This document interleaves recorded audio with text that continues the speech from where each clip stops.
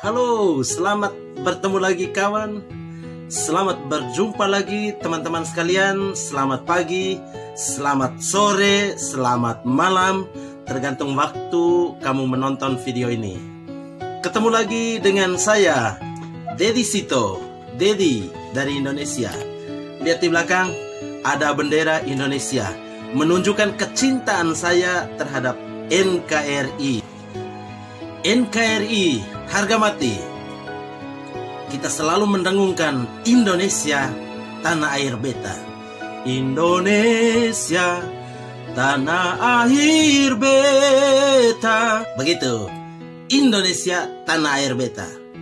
Oke teman-teman, pada kursus kemarin saya sempat meninggalkan beberapa kalimat ucapan-ucapan selamat dalam bahasa Spanyol. Oke, mungkin kamu sudah belajar, dan sekarang mari kita belajar bagaimana mengucapkannya. Kalau kita ketemu orang, biasanya menyapa hola. Kalau dalam bahasa Indonesia bilang halo, hai, halo, hola, hola, halo. Coba ulang. Hola. Buenos días. Buenos días. Selamat pagi. Ucapan ini biasanya digunakan ketika kita berhadapan atau menyapa orang banyak. Tetapi kalau kita berhadapan dengan hanya satu atau dua orang saja, kita bisa menyapanya dengan buen dia. Buen dia. Perhatikan baik-baik cara ucapkan huruf D. Kalau kita di sana biasanya sebut dia, D, lidah agak ke dalam. Tetapi di sini umumnya mereka menempatkan lidah itu seperti dia berada di antara gigi, dua gigi, gigi atas, gigi bawah. Buen dia, buen dia, selamat pagi. Buenas tardes, selamat sore. Buenas noches, selamat malam. Ketika orang mau beristirahat, mau tidur, maka selalu diucapkan buen descanso. Semoga tidurmu aman, selamat tidur, buen descanso. Atau kadang juga orang bisa menyebutnya que descanses. Semoga kau bisa tidur aman, buen descanso. Sekarang bisa mengulanginya. Buen día, buenos días, buenas tardes, buenas noches, buen descanso, que descanses. Sehingga mulai sekarang tidak usah lagi selamat, ucapkan selamat ke teman dengan bilang good morning, selamat pagi. Mulai dengan gaya baru, buen dia. Buen dia amigo, amigo, teman. Buen dia amigo. Buenas tardes, buenas noches.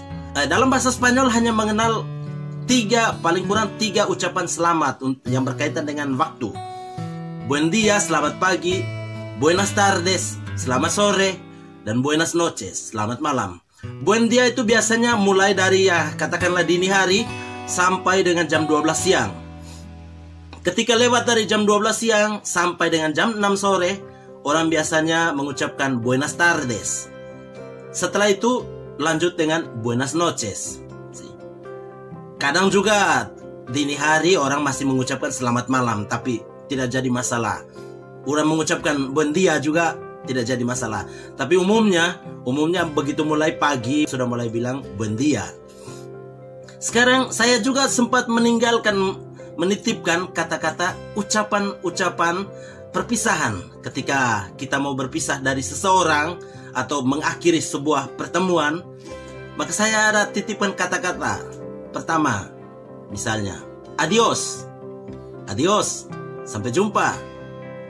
Ciao ciao, ciao ciao, atau ciao, sampai jumpa. Hasta luego, sampai nanti. Hasta luego. Nos vemos. Nos vemos. Sampai jumpa lagi. Hasta pronto. Sampai jumpa sesaat lagi. Hasta pronto. Jarak waktunya tidak terlalu lama. Hasta pronto. Hasta mañana. Sampai ketemu lagi besok. Sampai ketemu besok. Hasta mañana.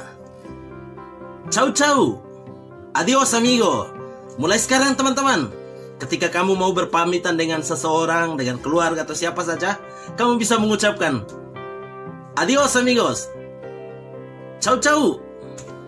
Ciao ciao. Ulang lagi. Mulai mengucapkan adios. Ciao ciao. Ciao ciao. Ciao ciao. Hasta mañana. Hasta luego. Hasta pronto, amigo.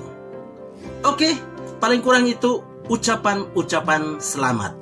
Sekarang kita lanjutkan lagi dengan ejaan, huruf dan pengucapan-pengucapan beberapa huruf yang masih tersisa.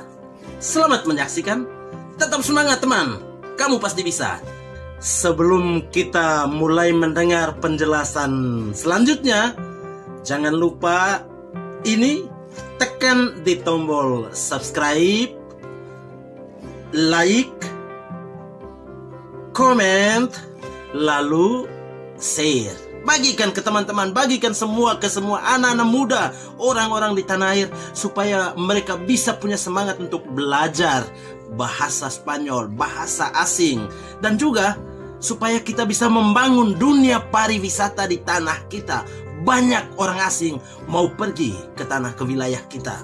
Belajar bahasa asing ini. Ayo amigos, ayo teman-teman, semangat! Kita lanjut yuk teman-teman sekalian.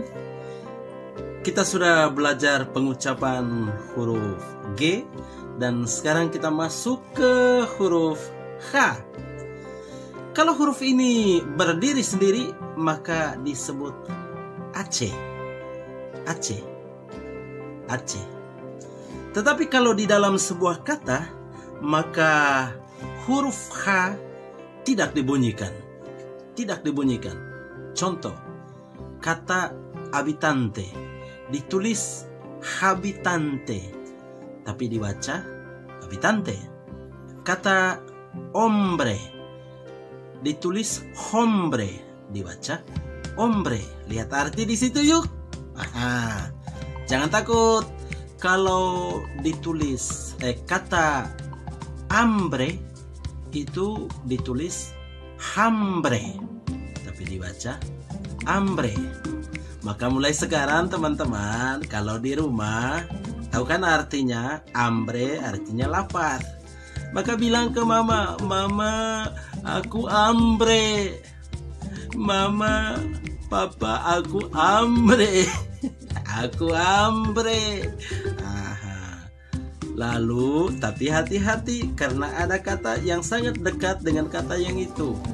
Ada hambre, ada hombre, ada hombro. Begitu. Kalau hambre itu lapar, ingat ada huruf H di depannya. Kalau hombre itu laki-laki, kalau hombro itu yang di bagian ini nih, hombro ini pundak. Oke, bahu. Kita lanjut lagi. Lanjut yuk ke huruf J. Kalau huruf J itu berdiri sendiri, maka disebut khota. Khota. Tetapi kalau huruf J itu ada dalam satu kata, maka dia akan disebut, diucapkan seperti huruf H dalam bahasa Indonesia. Sekarang contoh, jefe ditulis jefe, dibaca jefe, yang artinya majikan. Maka yuk bisa panggil teman-teman, "Hey, bos." Kalau kita di sana biasa kan panggil bos, "Kesini dong." Maka sekarang mulai dipanggil jefe, "Kesini dong." Lalu misalnya ada bilang hamas. Hamas artinya tidak pernah, tapi ditulis jamas. Nah, daripada menyebut never. Kamu pernah makan durian gak? Never. Lebih baik sebut Hamas. Nanti kalau bilang Hamas, orang di sebelah terkejut. Nanti kamu tambah bilang Hamas. Kalau dia bingung, kamu tinggal bilang, emang gue pikirin Hamas? Emang gue pikirin Hamas? Hamas? Oke, kita lanjut ke huruf double L. L. Kalau huruf double L ini dibaca EY, seperti huruf Y dalam bahasa Indonesia. Contoh, kalau kamu lihat yuk, yang ini anting. Anting, maaf, bukan anting. Yang ini cincin. Cincin permata yang kau pernah berikan. Cincin itu disebut anillo. Anillo seperti huruf Y. L-O, anillo, cincin. Maka kamu bisa minta ke pasangan kamu atau pacar kamu, sayang, kasih saya anillo dong. Cincin yang pernah kau berikan. Seperti itu. Misalnya juga kata Yovisna, rintik-rintik itu Yovisna, ditulis L-O, vis pakai Z, Visna. Yovisna itu artinya rintik-rintik. Di bawah rintik hujan, di bawah Yovisna. Begitu. Jadi gampang kan? Kita lanjut ke huruf N. Lalu ada ombeng di bagian atas, garis kecil di bagian atas. Itu dia disebut N. Itu dalam bahasa Indonesia bunyinya itu seperti N dan Y. Nye begitu. Contoh, Espanya, tulisnya E-S-P-A-N yang ada ombeng. Lihat yang di sini, ada tulisannya di sini. Espanya, maka disebut Spanyol, negara Spanyol, Espanya. Lalu niña untuk cewek anak kecil atau cewek yang masih ABG gitu, maka disebut niña. Daripada memanggil cewek, panggil aja kayak niña, chica gitu. Niño anak kecil, laki-laki atau anak kecil pria gitu. Oke, jadi paling kurang kita sudah mengenal huruf double L, lalu N. Sekarang kita lanjut ke huruf yang lain. R, double R. Kalau hanya satu huruf R, biasanya bunyinya agak lemah. Misalnya kalau sebut koro, hampir tidak kedengaran, maka itu artinya paduan suara. Tetapi kalau bilang koro, bunyinya keras, koro, itu artinya saya berlari. Maka hati-hati untuk pengucapan kata R dan R. Ada bunyi yang hampir tidak kedengaran, tapi ada bunyi yang keras sekali. Oke, kita lanjut yuk. Contohnya, arroz. Itu artinya beras. Arroz. Borracho. Mabuk. Orang mabuk gitu. Gampang kan? Yuk kita lanjut lagi ke huruf yang lain. Ayo dong, cepet dong. Lanjut ke huruf yang lain. Kita lanjut huruf V dan V. Kalau huruf V biasanya disebut seperti V dalam bahasa Indonesia. Kalau dia berdiri sendiri, maka orang biasanya sebutnya itu B corta. Maka sedangkan kalau huruf V berdiri sendiri, maka dia disebut double V. Kalau dalam bahasa Inggris disebut W.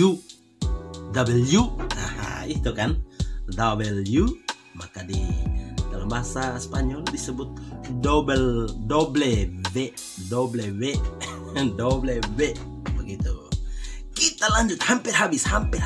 Kita lanjut ke huruf X. Kalau huruf X itu berdiri sendiri, biasanya kan ada huruf X yang berdiri sendiri untuk menyebutkan sesuatu, maka itu disebut X. Maka kalau dalam satu kata dibaca atau dibunyikan seperti X, kalau ada dalam satu kata atau salah satu kata, maka itu bunyinya itu seperti X. Aksion, misalnya seperti itu. Yuk kita lanjut lagi ke huruf yang lain, gampang. Huruf Y. Kalau berdiri sendiri, maka huruf Y itu dibaca I griega.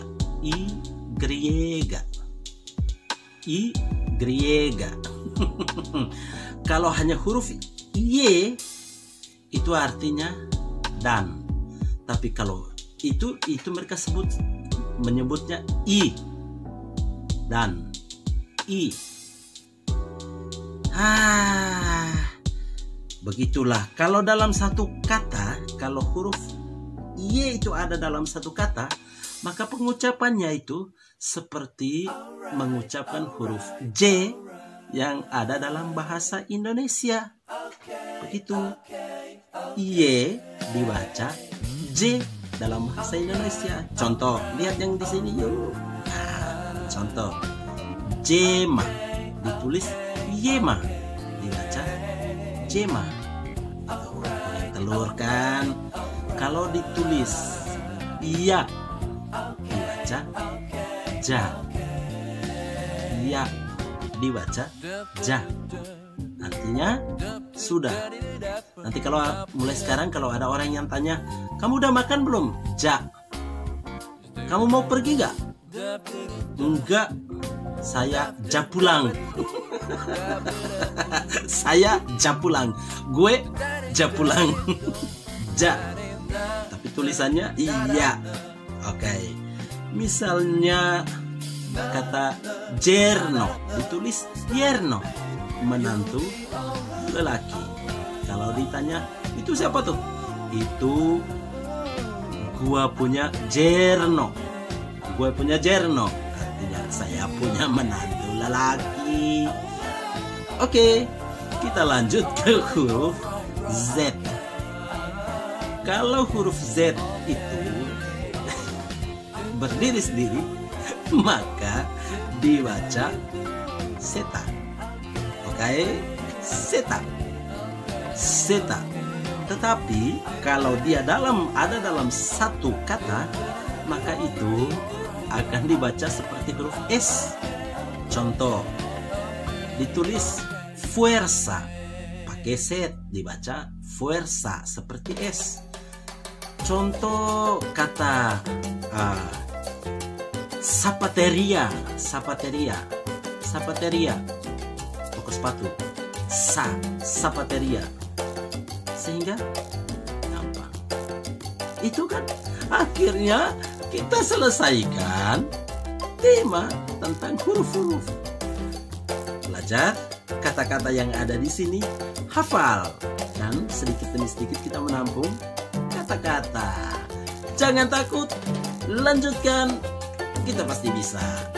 Bahasa Spanyol itu enak, bagus banget. Jangan malu. Jangan lupa subscribe yuk, like, komentario, comment yuk, lalu share. Kalau di sini bilang kompartir. Oke, sampai jumpa.